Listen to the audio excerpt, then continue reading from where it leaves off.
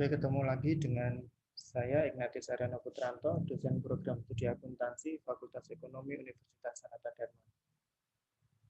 Kali ini yang mau saya sampaikan adalah video dari konsep manajemen operasi masih tentang time series forecasting itu dengan menggunakan trend projection.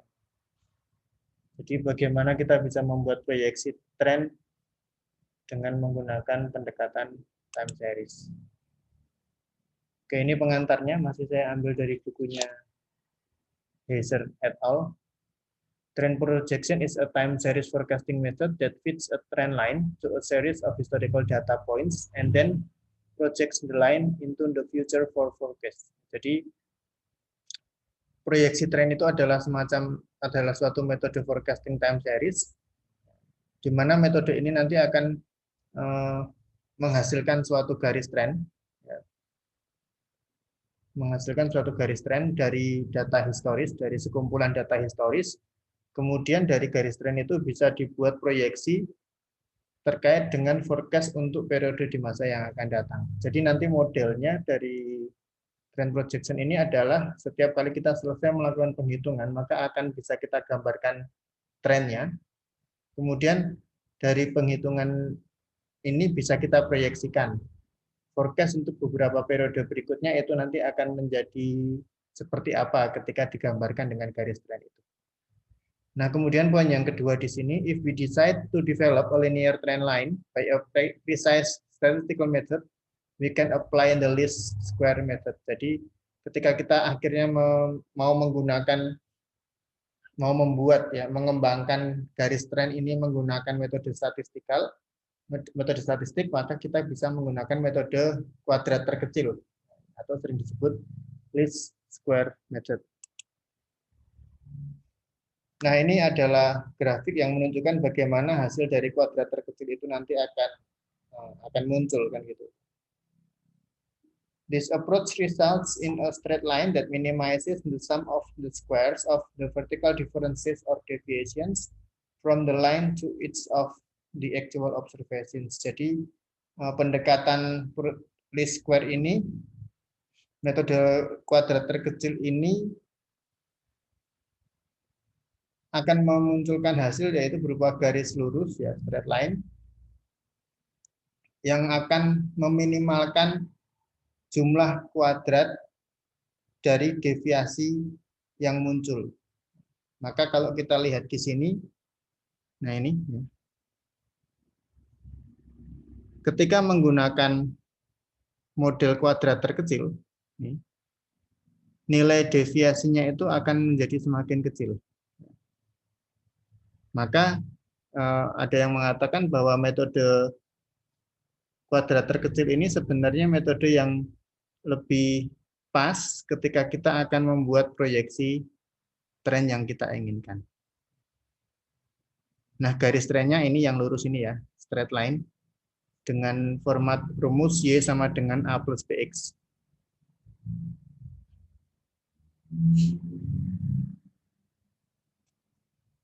Deviasi ini sebenarnya bisa dihitung juga ya. Jadi deviasi itu kan dari nilai aktual dikurangi dengan forecast, sebenarnya kan gitu ya. Itu deviasi. Maka di sini yang namanya deviasi itu pasti adalah jarak antara nilai aktualnya, nilai Y yang ada di tanda bintang ini dibandingkan dengan nilai forecast yang ada di garis tren ini. Nah, jarak dari bintang ke garis tren ini adalah errornya atau deviasinya. Maka kalau kita amati ini, metode kuadrat terkecil itu meminimalkan jumlah kuadrat dari diferensiasi vertikal atau nilai deviasinya.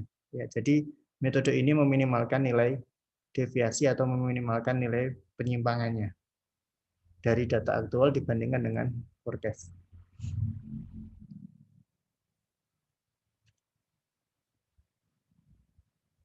Oke, kemudian poin berikutnya, a least square line is described in terms of its y-intercept and its expected change or slope. Ya. Jadi ketika kita bicara tentang kuadrat terkecil, ya, least square, garisnya itu bisa kita lihat dari konteks ini intercept-nya.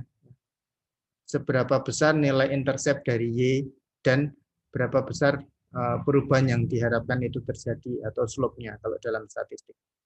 Nah, nanti akan kita lihat dengan contoh. Nah, kemudian rumus yang digunakan ketika kita bicara tentang Y-intercept dan slope, maka rumusnya menjadi seperti ini.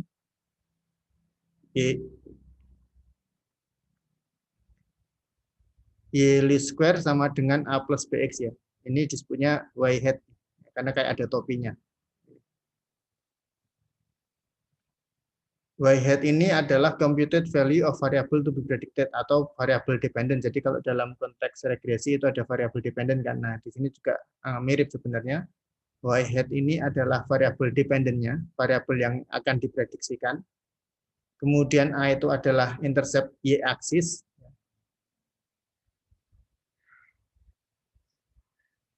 Kemudian B itu slope-nya dari garis regresi atau berapa besar perubahan yang diharapkan akan terjadi. Berapa besar perubahan Y terhadap X ya. Kemudian X itu adalah variabel independen. Kalau dalam konteks time series ya berarti ini waktunya, periodenya. Nah, ini rumus yang pertama. Nah, sementara B sendiri ini slope itu rumusnya ini sigma XY dikurangi N dikalikan rata-rata X dikalikan rata-rata Y dibagi dengan sigma X kuadrat dikurangi N dikalikan rata-rata X dikuadratkan. Rumusnya ini. X sekali lagi itu merepresentasikan nilai dari variabel independen, sedangkan Y itu merepresentasikan nilai dari variabel dependen atau variabel terikat. Kalau X itu variabel bebas. Kemudian N kecil itu adalah jumlah data yang diobservasi. Ini untuk mencari B, ini rumus yang kedua. Rumus yang ketiga untuk mencari A, rumusnya adalah rata-rata Y dikurangi B dikalikan rata-rata X. Jadi dalam menggunakan metode kuadrat terkecil, ada 3 rumus yang bisa kita gunakan. Oke, untuk lebih mudah dipahami, kita gunakan dengan contoh. Contohnya ini saya ambil dari bukunya Hesser et al. Ya. Forecasting with least square.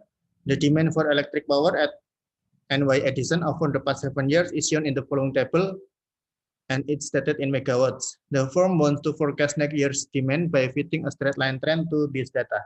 Jadi di sini ada data yang menunjukkan selama 7 periode, 7 tahun itu berapa demand dari kebutuhan listrik ya, dari suatu perusahaan. Dan ini dalam satuan megawatt. Jadi kita bisa lihat bahwa pada tahun pertama itu butuh 74 megawatt, tahun kedua 79 megawatt, tahun ketiga 80 megawatt, tahun keempat 90, tahun kelima 105, tahun keenam 142, dan tahun ketujuh itu 122. Maka ditanyakan bagaimana model kuadrat terkecilnya untuk menggambarkan proyeksi tren dari kebutuhan listrik dari perusahaan NY Edison ini untuk periode berikutnya yaitu tahun ke-8. Nah, maka cara mengerjakannya kita bisa mengerjakan seperti ini, kita buat tabelnya dulu, kita masukkan data yang sudah ada di soal, yaitu tahun dan data aktual demand-nya, kebutuhan aktualnya berapa, kita masukkan di sana. Kemudian tahunnya bisa kita jumlah ya. Tahun seperti tadi yang saya sampaikan di rumus, ini X itu adalah independent variable atau variabel bebasnya, di mana kali ini variabel bebasnya adalah periode atau waktu. Maka dari contoh ini, yang namanya variabel bebas atau X itu adalah tahunnya. Maka tahun ini sebagai X-nya, variabel bebasnya. Kemudian data aktual kebutuhan listrik itu sebagai variabel Y. Nah, maka setelah kita masukkan datanya, kita bisa hitung dulu jumlah tahunnya berapa. Jadi X-nya ini bisa kita jumlahkan. 1 tambah 2 tambah 3 tambah 4 tambah 5 tambah 6 tambah 7 ketemunya 28. Kemudian kebutuhan aktualnya dari 7 periode itu kita jumlah, maka ketemu sigma Y sama dengan 692. Oke, maka setelah kita menjumlahkan variabel dependen dan independennya, ya, X-nya ketemu total 28 yaitu 692. Nah, maka kita bisa mulai menambahkan kolom untuk memasukkan beberapa komponen yang penting, yaitu misalnya X kuadrat dan X kali Y. Karena nanti sigma X kuadrat dan sigma X kali Y itu akan dipakai dalam penghitungan kuadrat terkecil. Maka di sini X kuadrat itu ya berarti dari variabel X ini tinggal kita kuadratkan. Ya, maka 1 kalau dikuadratkan 1, 2 dikuadratkan 4, 3 dikuadratkan 9, begitu seterusnya. Sampai dengan yang terakhir 7 dikuadratkan 49. Kemudian kita jumlahkan, ya, hasil dari X kuadrat ini. Kita jumlahkan dari atas sampai bawah, ketemu sigma X kuadrat adalah 140. Berikutnya, kolom berikutnya XY, berarti X dikalikan Y. Maka kita masukkan hasilnya, 1 kali 74 sama dengan 74, 2 kali 79 sama dengan 158, begitu seterusnya sampai dengan 7 dikalikan 122, ketemu 854. Kemudian sama, X-nya kita jumlahkan juga, maka jumlah X kali Y itu ketemu nilai 3063. Nah, ini kita simpan dulu karena nanti akan kita gunakan untuk penghitungan. Oke, sekarang kita mulai dengan penghitungannya. Komponen lain yang nanti akan kita butuhkan adalah X rata-rata X dan rata-rata Y, maka kita hitung saja sekalian rata-rata X dan Y agar nanti komponen penghitungan kita lengkap. Rata-rata X berarti sigma X atau jumlah nilai X dibagi N, dibagi jumlah periode. Maka di sini tadi kita mendapatkan hasil sigma X itu 28 dibagi dengan 7 periode atau 7 tahun. Maka 28 dibagi 7 sama dengan 4. Kemudian rata-rata Y juga sama, sigma Y dibagi N. Sigma Y-nya 692 dibagi dengan 7, ketemu 98,86. Nah, itu komponen-komponen yang nanti kita butuhkan dalam penghitungan kuadrat terkecil. Oke, kemudian yang berikutnya kita akan melakukan penghitungan. Yang kita hitung itu, jadi cara menghitung kuadrat terkecil adalah kita harus menghitung dulu B dan A-nya. Baru nanti kita bisa menemukan proyeksi trennya pakai kuadrat terkecil. Maka kita mulai dari menghitung B-nya dulu atau slope-nya dulu. Rumusnya seperti yang di sini tadi. Seperti yang di sini ya. Nah, ini. Rumus B adalah sigma XY dikurangi N kali rata-rata X dikali rata-rata Y dibagi dengan sigma X kuadrat dikurangi N dikalikan rata-rata X dikuadratkan. Maka kalau kita masukkan rumusnya, kita masukkan angka ke dalam rumusnya, B sama dengan sigma XY. Berarti tadi kita sudah dapat sigma XY ini 3063, kita masukkan di sini, dikurangi N dikalikan rata-rata X dikalikan rata-rata Y. N-nya itu 7, rata-rata X-nya itu 4, rata-rata Y-nya 98,86. Dibagi dengan sigma X kuadrat, ini, ya, sigma X kuadratnya 140, dikurangi N, 7, dikalikan dengan rata-rata X dikuadratkan, berarti rata-rata X-nya kan 4 nih tadi, maka 4 kuadrat.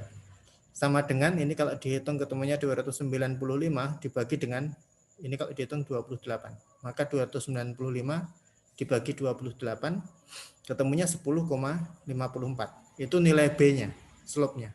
Kita simpan dulu, kemudian kita akan menghitung nilai A, rumusnya ini. A sama dengan rata-rata Y dikurangi B dikalikan dengan rata-rata X. Nah, kenapa harus B dulu yang kita hitung? Karena yang Karena untuk mencari A itu perlu nilai B. Sementara komponen-komponen yang kita miliki di sini tadi, ini lebih banyak komponen untuk menghitung nilai B. Ya, maka B harus dihitung dulu. Setelah ketemu hasilnya, baru kita bisa menghitung nilai A. Setelah A ketemu, baru kita bisa membuat proyeksi trennya. Nah, maka kita kembali ke sini, kita hitung A-nya. A sama dengan rata-rata Y dikurangi B dikalikan rata-rata X. Sama dengan 98,86, ini rata-rata Y-nya. Ini ya, rata-rata Y, masuk ke sini. Dikurangi, B-nya tadi sudah ketemu, hasilnya adalah 10,54, maka dikurangi 10,54, dikalikan dengan rata-rata X, rata-rata X-nya 4. Maka hasilnya nilai A sebesar 56,70. Nah, kita sudah bisa mendapatkan nilai B, sudah mendapatkan nilai A.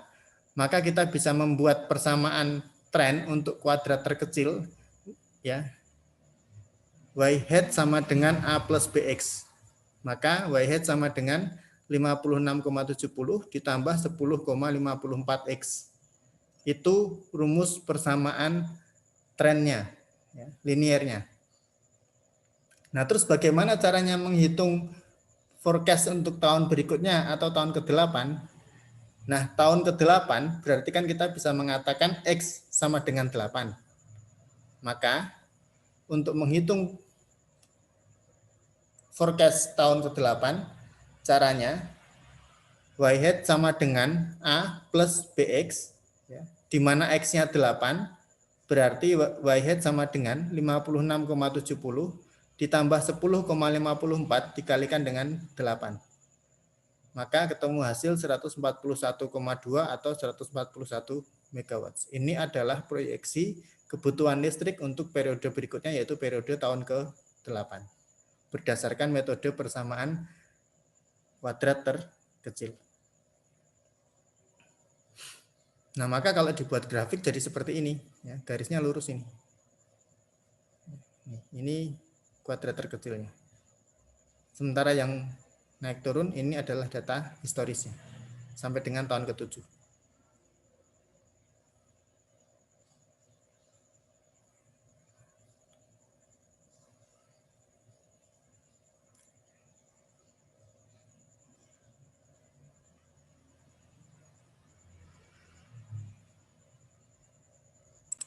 Nah, bagaimana caranya kok bisa menggambar garis tren ini? Karena kan tadi yang diketahui forecast-nya hanya tahun ke-8. Nah, kalau kita mau menggambarkan garis tren untuk kuadrat terkecilnya ini, sebenarnya kita bisa menghitung dari tahun pertama atau dari 0 ya. Dari periode yang ke-0 ya. Kan anggaplah 0 itu X ya. Maka rumusnya kan Y hat sama dengan 56,70 ditambah 10,54 kali 0, ya kan? 10,54 kali 0 itu kan sama dengan 0. Berarti untuk tahun ke-0 proyeksi forecast-nya adalah sebesar 56,70. Maka di sini kita bisa cari titik untuk periode ke-0 itu Y-nya di sini. Ya, 56,70. Kemudian kita hitung lagi forecast untuk tahun pertama dengan kuadrat terkecil dengan persamaan yang sama, 56,70 plus 10,54X. Masuk ke tahun yang pertama, berarti X sama dengan 1. Maka untuk tahun yang pertama, forecast berdasarkan kuadrat terkecilnya adalah 56,70 ditambah dengan hasil dari 10,54 dikalikan 1. Setelah dihitung untuk tahun pertama, itu ketemu hasil forecast-nya adalah sebesar 67, sekian. Nah, maka tahun pertama 67, sekian itu ada di sini. Titiknya di sini. Kemudian tahun kedua dihitung lagi 56,70 ditambah 10,54 kali X atau 56,70 ditambah 10,54 kali 2 karena X-nya tahun kedua. Maka ketemu hasil 77,78. Titiknya di sini. Nanti tinggal ditarik garis lurus. Begitu seterusnya dihitung sampai dengan periode ke-7. Disambung dengan periode ke-8 dan seterusnya. Karena ini persamaannya linier, maka garisnya pasti lurus. Itu caranya untuk membuat garis berdasarkan metode kuadrat terkecil. Sehingga kita bisa melihat bagaimana perbandingannya dengan data historisnya. Nah, kira-kira itu yang bisa saya sampaikan. Nanti jika ada yang masih belum jelas bisa berdiskusi. Ya, terima kasih untuk partisipasinya. Nanti kita ketemu di video-video berikutnya.